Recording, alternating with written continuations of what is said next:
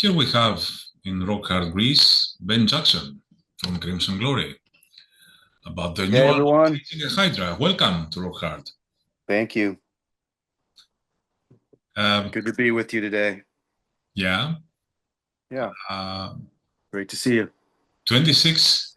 Last time we met in Germany in Rock Hard Festival in Germany, and I have to say that uh, show by show you've been getting better and better in your live performances. Uh, it was a fantastic show when I saw you in Germany in the beginning of Yeah, thanks June. for saying that. I agree. I think since the first show we did with the new members, Keep It True Rising, we've just been getting better and better with each show. And by the time we got to Rock Hard in June, yeah, I think the band was really starting to come together as a live unit, getting Mhm, much better. mhm. Yeah, so Felt really good that day. It felt like we put on a good show. mhm. So 26 years without a new Crimson Glory studio album.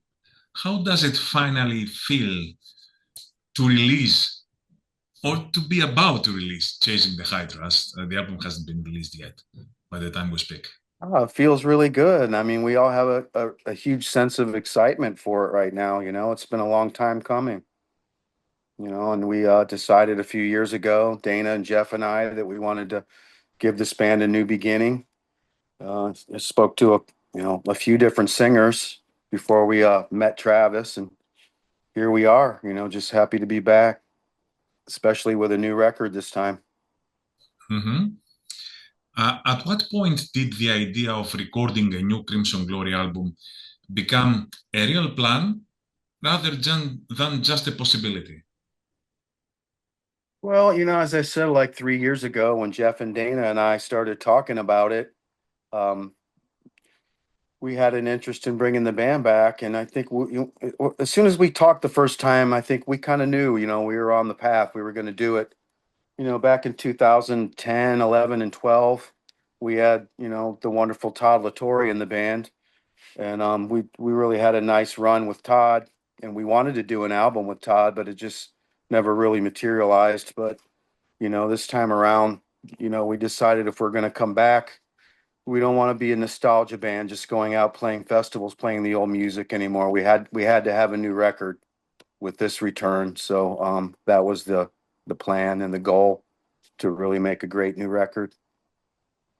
But what were the real obstacles behind the scenes, let's say, that took you more than 2 decades for the new album to finally come true?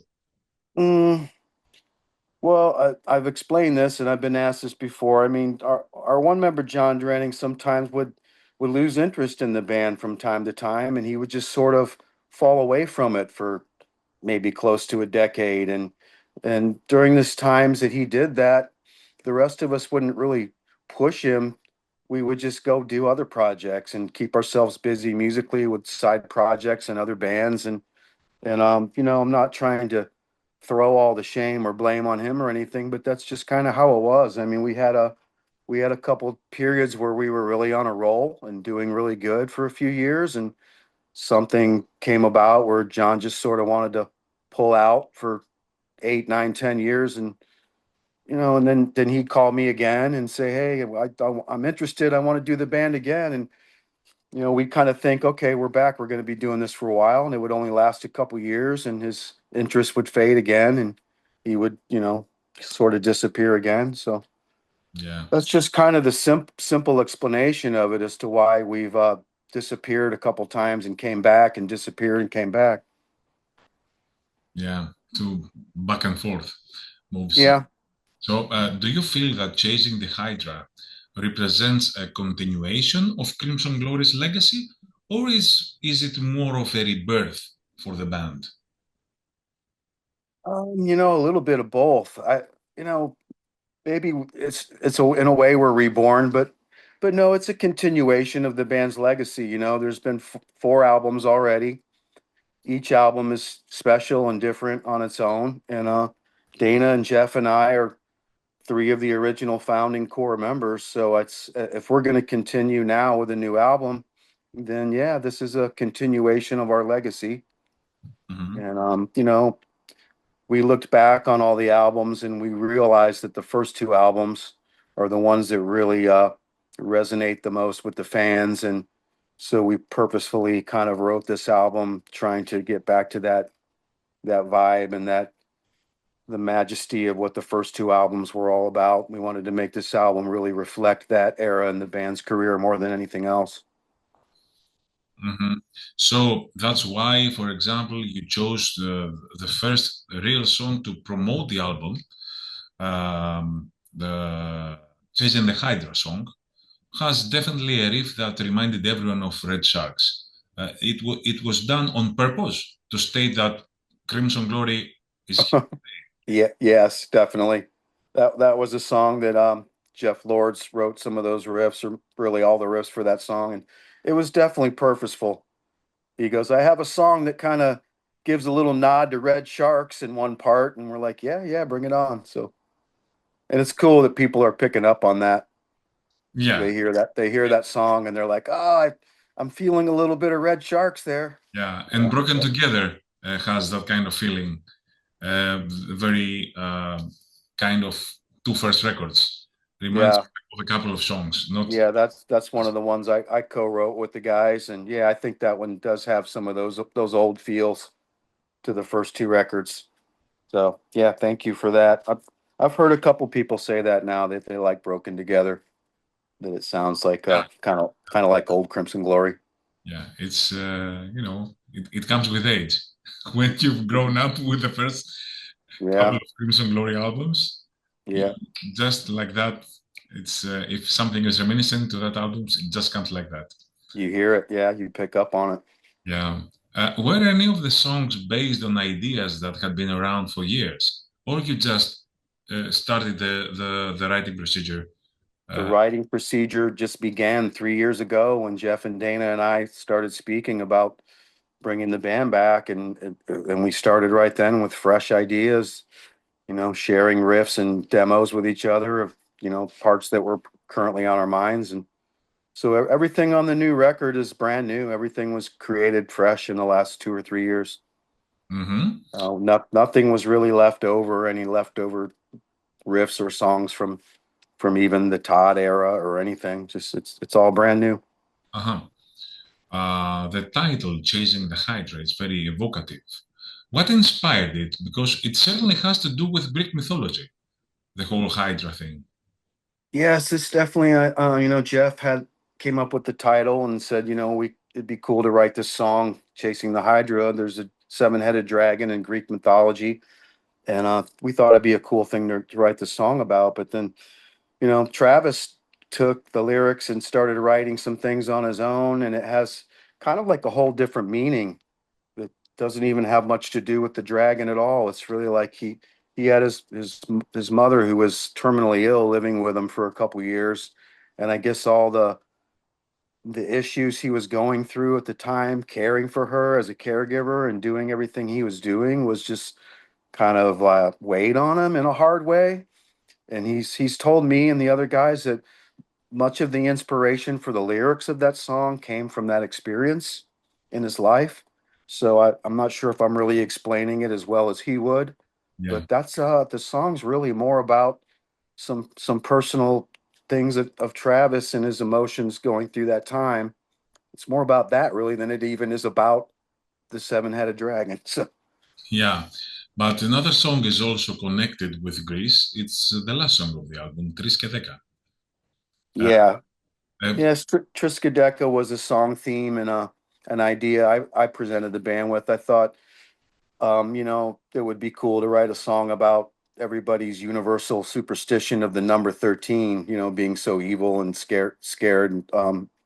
Because it's been that way for hundreds of years and at least over 100 years. All around the world, people seem to have a high superstition of the number 13. I thought it'd be a cool thing to write a song about. And then Jeff said, let's take it further. Let's kind of write the song about superstitions in general, like why people are superstitious of black cats or broken mirrors or things like that. So the whole song turned into a song kind of about superstition. but we went with the title 13 because originally we were going to write about that. And again, I don't know. Somewhere I saw that there's a phobia called triskaidekaphobia, Yeah, and just found out. Just found it out too. so that describes people's fear of the number 13. When you have triskaidekaphobia, that means you are very afraid of the number 13. So I said, let's call the song Triskaideka, not 13, but let's call it Triskaideka. I had to talk the guys into it a little bit. They're like, that's kind of an odd title. I don't know if people will know what it even means. And I'm like, yeah, so what? I think, it's interesting. So Yeah, do you know eventually, what triskaideka means in Greek? yes, it means 10 and 3. Yeah, 3 and 10, 3 and 10. Yeah, 3 and 10. Yeah. So, how did Travis become the new vocalist from Crimson Glory? What was your first impression when you heard his voice? I liked it really right away. Jeff knew Travis on Facebook. They were Facebook friends. And during the time that we talked about bringing the band back, we spoke to a couple of really good Greek singers. We talked to a very good singer from Sweden. We were talking with different people. And then somehow Travis's name came up. Jeff said, hey, I know this guy in Texas, sings for a band called Infidel Rising. They're kind of prog metal, a little in the vein of a Camelot. Maybe we should check out Travis. So we sent him one of the songs we were working on, one of the new ideas, and asked him to put a few lines on it. And he did, and we liked what we heard. And then he took our song Painted Skies from the old Transcendence album, and he did a version of that for us and put his vocals on it to show us how he could do on that material. And we were really blown away by what he did there with Painted Skies. And then it just took off from there. We decided he was the guy. Mhm. Um, the band has been touring quite actively again. In fact, to tell you the truth, even more actively than in the past. Uh, Yeah. yeah, how has it felt returning to the stage after so many years with a couple of new members? Oh, it feels really good, honestly. I mean, because the chemistry, the energy, the personalities within the band are all just gelling right now. Everybody's on the same page. Everybody's, it's a real team energy. We don't have anybody who's a diva like maybe we used to have that kind of makes things a little uncomfortable certain times of the tour. So everything just seems to be on a easier flow now. Hmm. Have you ever thought of performing with masks again, or is it way too difficult now? Well, we did briefly when we first brought the band back. The first two shows we did in Germany and the Netherlands, we were wearing kind of a futuristic type mask, and we were kind of going back and forth with each other about, do we really want to do this? Do we really want to commit to the mask thing again? And some of the members, primarily Dana, he really didn't want to. So anything we're going to do in the band, we have to all be equally on board and very passionate about doing, or maybe it's just better not to. So currently, we've just decided to put the masks to the side again and just concentrate on the music, and because the music is strong, so like we feel like it speaks for itself. Hmm. But I kind of always did like the imagery and the mystique of the masks, and I was pretty on board with bringing them back. But maybe in some form or some way, we'll still utilize them. Maybe in a video or something here and there, we'll do something with masks. But I don't think we're gonna do them like as a full time. Every time you see us play live, we have them. Yeah, for Might just example, you can use it on stage for a song like Lonely, for example. Yeah, maybe It's for an usually encore. We've talked about that. We all wear them for an encore, or maybe for a special photo session or something, but not really for a full time, commitment. I remember talking with John Drenning about the masks, and he was describing me how uh, painful I could say it was not being able to breathe when you were wearing the full face masks, which Yes, for sure. shows. Yeah, The early versions were hard to go out and play. yeah. Couldn't breathe.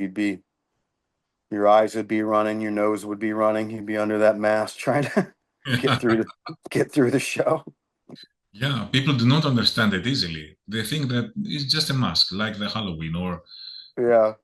like the carnival. Well, after we modified them for the Transcendence album, it was a much better, the half mask. It worked much better for the live performances. Yeah, at least you could breathe. When we toured the first album wearing full face masks, it was unbearable. Yeah. Yeah. The production aesthetic of the 80s albums had a very distinct atmosphere, I could say. When working on Chasing the Hydra, did you aim to capture some of that sonic character, or did you intentionally move forward to a more modern sound? I think we more moved forward with a more modern sound and production. I think what we were capturing as far as the old vibe was really just in the songwriting and the creation of the songs, melodies, and the vibe of what we were writing. We wanted it to sound like old Crimson Glory, but it would be kind of silly to come out and try to produce a record now and try to get the same sounds as like an 80s production. I mean, I don't know. The drums on the new album sound more like drums of today would sound, a little more modern. The production is more current, as I think it should be. Mhm. I mean, it's a good power metal production. You can hear everything, everything's clear, but I think it's more of a current sound than an 80s sound as far as the production. And I could say that the many fans consider the dual guitar interplay between you and John Drenning. They consider that a defining, I could say, moment of element of the Crimson Glory sound. When writing the new album, did you consciously try to recreate that classic, I could say, harmonic dialogue? Yes, The definitely. guitars? And how difficult was it to cooperate with Borgie, the new guitar?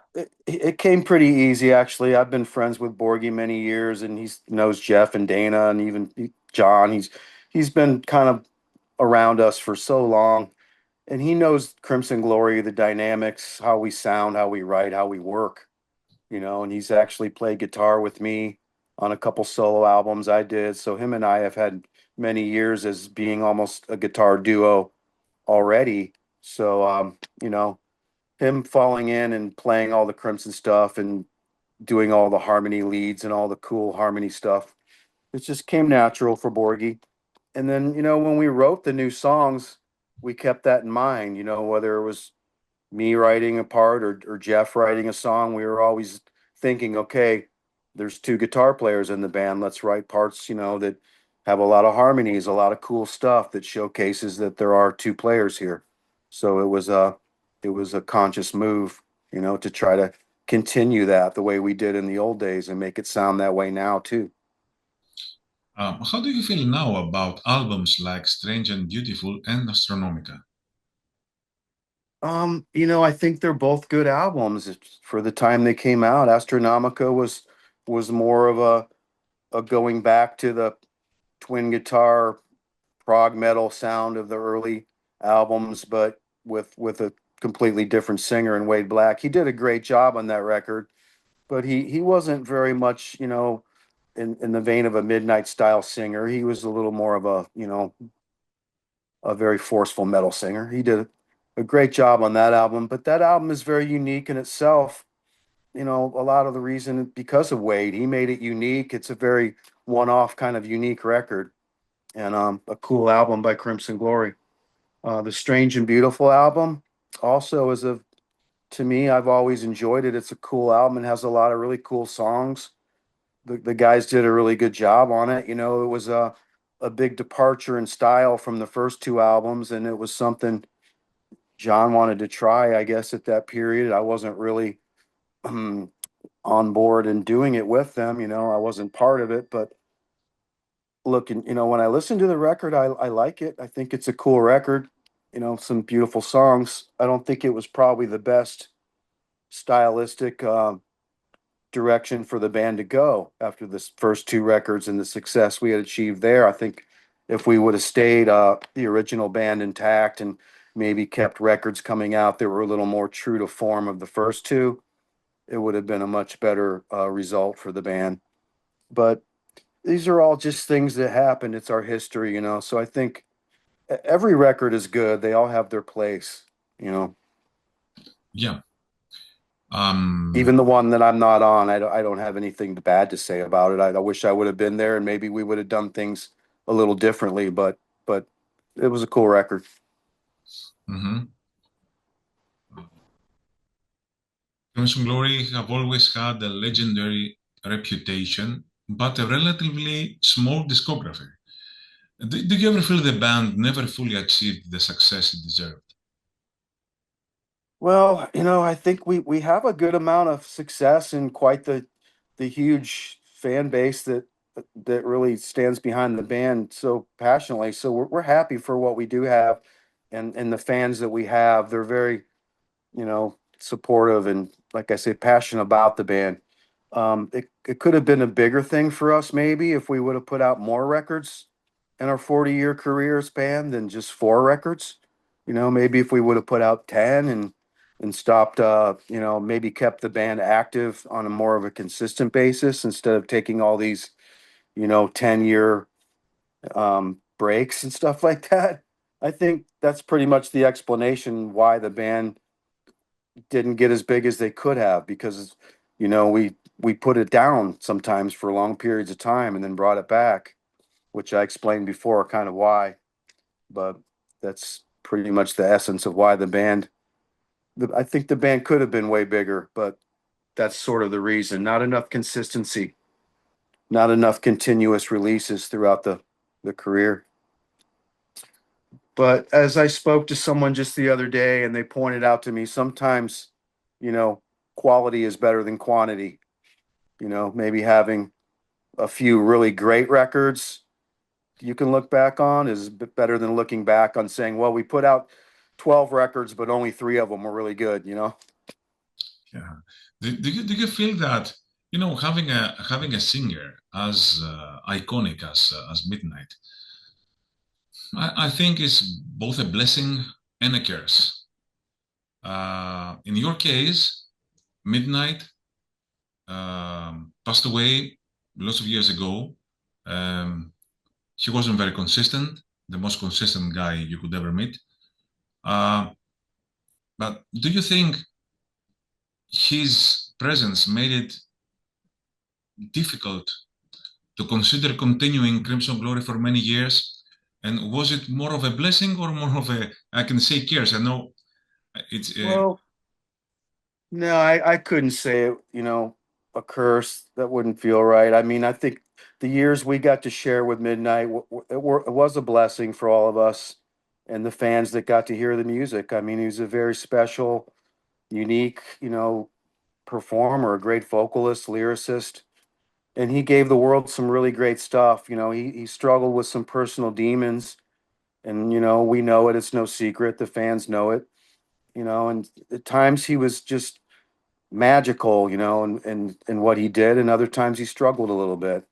mhm. But you know, all we could do, you know, during the hard times there was just sort of hope for the best and give our love and support to him. You know, and eventually when he passed, it was, you know, heartbreaking for all of us, but we look back on the years with him with pride. You know, we were very proud of him, proud to have done it all together. Yeah, And but I think when I say curse, it's not by cursing Midnight. I mean having no, I know such a what you high mean. I level know what you mean. high Uh, level singer that it's yeah, he's such a high level singer. It's almost an impossibility to ever replace a guy like that. You know, as it just so happens, you know, as I said, Wade did the fourth album, and it was a total different thing, but he did a fantastic job. Todd came in 2010, 11, 12, and everybody thought he was a little bit more giving the same energy like a Midnight style singer than say Wade did. But although Todd was, you know, his own guy, he has his own sound, but he was able to capture that Midnight essence a little more. So the fans were really going crazy when we brought Todd in. They're like, "Wow, we love what you guys are doing right now." And because Todd's a very high level singer and he did such a great job with us, And now look at him. He's in Queensryche. He's doing such a great job with them. So a guy like him was just so fantastic that he's actually stepped into the shoes of two of the greatest singers in metal, Yeah. and he's done it with flying colors. So now leads us to Travis, and he's doing a great job. And I've had a lot of people say that, wow, I think Travis is even coming a little closer to the Midnight vibe than even Todd did, you know. So it goes to show, I mean, that we can continue. There's other people that can fit into this chemistry and this majesty of this band. I mean, Midnight, there's only one Midnight. There will only ever be one, you know, but the guys that have followed in his footsteps and stepped in have all been great, you know, in their own way. Yeah, Mm. and I have to say that Travis, after the shock, I could say, of the first couple of shows, where he had Mm. to replace, he didn't have to replace Todd, he had to replace Midnight. Uh, Yeah. Now, seeing him live, he stands on his own, he stands on his feet. He's confident and he shows what he can really do, which is fantastic. And he shows that he's Yeah. a very versatile singer. I was very pleasantly surprised to see him sing the old songs so well, having his own character, giving his own character to the song, Yeah. just mimicking Midnight. Yeah.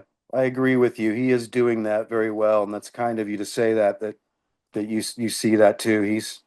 He is giving it his own character. He's getting more comfortable and confident with every show, and he's coming out showing everybody that, hey, I'm Travis Wills, and I have something to show you. I have talent, and I'm a great singer, and he has his own personality on stage, character. But yeah, he's he deserves it. He deserves every bit of praise that he's getting. Mhm. Well, what are your plans for the future? Do you see that now you have a solid lineup, a mold, let's say, to start the Crimson Glory over again and be more consistent? The element that was missed from the Mm. from the previous Crimson Glory lineups. Well, I feel this is a very consistent lineup right now. As I said, we're all like a solid team of people that, you know, want to be here and want to do this for a while. I don't think anyone's going to walk away from it anytime soon. I think there's going to be definitely a follow-up record to this one. But, you know, realistically and honestly, you know, we're not, you know, as young as we used to be. I can't say, hey, yeah, Crimson's going to be around for another 30 years. There'll be another 10 records, guys. I mean, we can't say that, can we? You know, but but we're not back for just a little 2 year run like we did with Todd, like we did with Wade, and then we're not going to put out this record, go on tour for 2 years, and then disappear. No, I think everybody's very happy to be doing it now, very passionate. The machine is working perfectly, you know. So I think there's already leftover songs from this record for the next one, and so we'll be around for a while. Fantastic. Thank you very much for your time. Yeah, thank you. I Thank you. enjoyed it.